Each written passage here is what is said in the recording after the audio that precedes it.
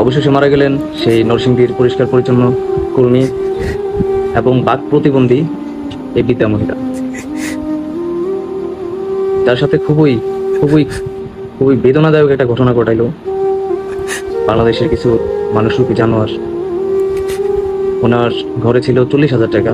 আপনারা জানেন ওনারা সকালে ভোরে উঠা ঝাড়ু দিয়া খুব কষ্ট কইরা এই টাকাগুলো ক্যাশ করে। তো এই 40,000 টাকা লোভ সামলাইতে না পেরা ওনারে খুবই বেদনাদায়ক ভাবে আহত কইরা নির্যাতন কইরা ওনার থেকে এই 40,000 টাকা নেওয়া যায়, ছিনাই নেওয়া যায়।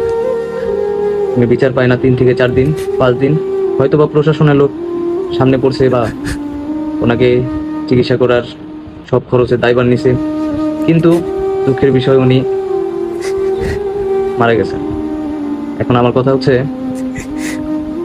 এই বিদ্যা বয়সী একটা মহিলা কত কষ্ট কইরা ঝাড়ু দেয়া পরিষ্কার কইরা মানুষের উপকার কইরা খুবই নিম্নমানের স্যালারিতে উনি 40,000 টাকা ক্যাশ করছেন। এই বিদ্যা বয়সী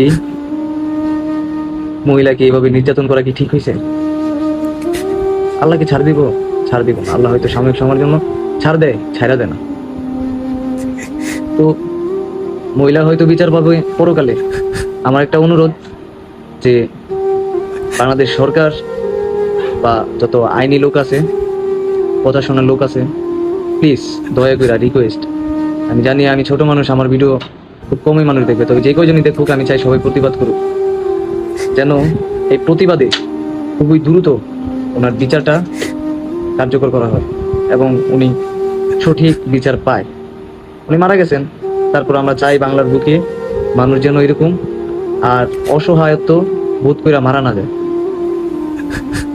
40,000 টাকা